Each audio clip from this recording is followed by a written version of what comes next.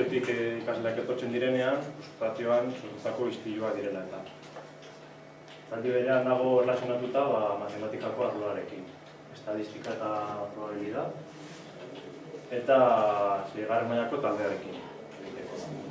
Jarri diogun izenburua izan da, mi patio ideal.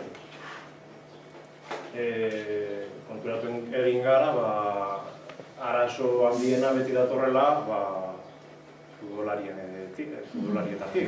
Gehiengoa jolazten du futbolean, patioko espazioa ez bada hain handia, beraiek okupatzen dute espazio gehiengoa. Eta futbolariak ez direna, egin behar dira, txokoetan. Orduan, hemendik abiatuta, tutoretxa saioetan, hasiko gara mitatearekin, eta proposatuko diogu ikaslei, beraiek azaltzeko nola konpondu ditzakegun patioko istilu hori, edo patioko banaketa nola egin dezakegun, banaketa berri bat, edo bai banaketa, bai espazio banaketa, eta bai ekintzen banaketa, edo antolaketa berria. Orduan hasiko da tutoretxako saioetan.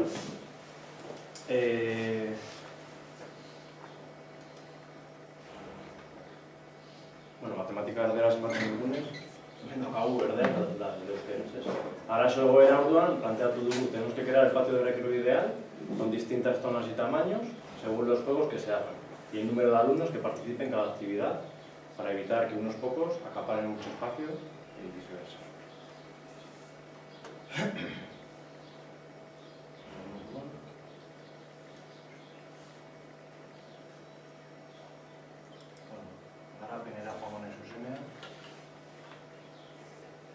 Hori izango zen tutoretxako saio batean edo bitan.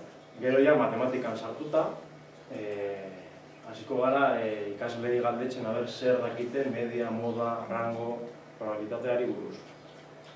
Diagrama de barras, edo grafikoak zer diren, sektores, eta da. Bigarren puntuan, komentatu dudan lehen, tutoretxa saio batean, komentatzea errekreoko jolasak, zelan diren, nola antolatuta dauden, nola ikusten duten antolaketa hori. Eta hortik sortuko dute, edo sortuko dugu denon artean, edo taldeka, gutun bat. Erabiliko dugu korreo elektronikoa, gutun hori zuzendaritzari bidaltzeko. Ez gaudela ados, egunean dugun patioko banaketa horrekin, eta nahi dugula horretan aldakete bat gutxatzea. Zuzendariak gutuna edo korreoa idazteko ere hizkuntza irakasgaia edo euskara edo gaztelera aprobetxatuko dugu gutun formal bat edo korreo formal bat nola idazten den ikasteko. Hortik abiatuta, zuzendariak erantzun bat emango die ikaslei, esanez, zuzendaritzak behar duela datu konkretu batzuk, jakiteko patioan benetan zer ari den gertatzen.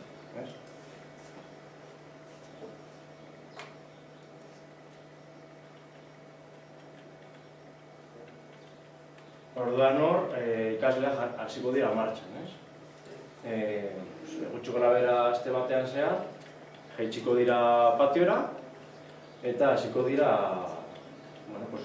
datuak edo jasotzen ikusteko ikasleak nola dauden banatuta, zen nolako jolasak edo kirolak egiten dituzten, gutxi gorabehera zenbat ikasle jolasten duten zein jolasean, izango da datu jasoketa.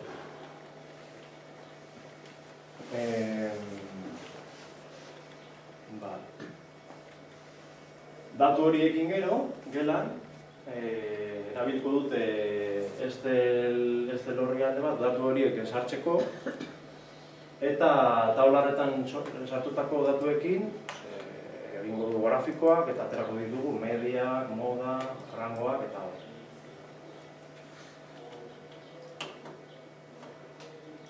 Aldi berean, batzutan behaketak egunaren arabera oso subjektiboak dira. Orduan aldi berean, sortuko dute Google aplikazioekin formulario bat, galdetegi bat, gero jarri dugu hemen batez ere laugarren eta bosgarren mailako ikaslei pasatzeko formulario hori, eta horrela lortuko ditugu patioko erabileraren datu objektiboagoak edo zehatzagoak, ikasle hauen iritsiz. Hortik sortuko da taula bat eta jasotako datu guztiak hartuta, hortik aterako da taula, grafiko eta datuen ondorio bat edo media aterata. Urrengo pausua izango da, ikusteko bere ikasleek ulertu duten matematikako kontzeptu desberdinak, taldeka sortuko dituzte bi hiru galdera, gero Kahoot aplikazioaren bitartez egiteko ebaluazio bat edo esateko hor ebaluazio tresna bat. Hori matematikakoari dagokionez. Bestaldetik hasiko dira taldeka prestatzen PowerPoint bat, beraien iritsiz, patioa nolakoa izan beharko zen. Patio ideala, patio egokiagoa, edo justuagoa. Orduan PowerPointa sortuko dute,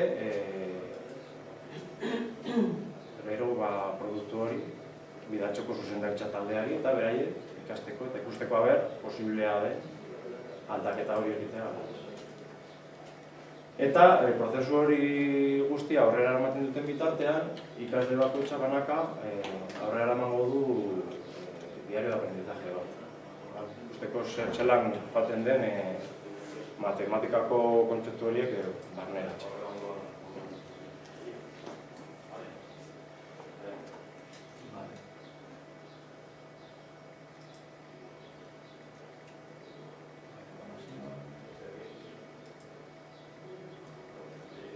Ebaluazio tresnetan batzu ditugu saioetan zehar erabili ditugun tresna desberdinak. Hasiera baten behaketa izan da, datuen jasoketa, eta hori guztia eraman da hoja de kalkulu batera grafikoak egitea. Hor daukagu ere diario de aprendizaje, banan egin dutena, gero aipatu dugu ere Kahoot, erabili dugu PowerPoint, rubrika moduan ere erabili dezakeguna. Gero hemen aipatu dugu ere Socrative, Diana datu ebaluazioan, eta gero zer pentsatzen nuen gaiarekin hasi baino lehen, zer nekien ni matematika kontzeptu hori buruz, eta zer da ikasi duena eta pentsatzen dudan orain. Eskala konparaketa egiteko. Eta baina, hori izan da. Oso ondo. Ona. Jende gutxi da.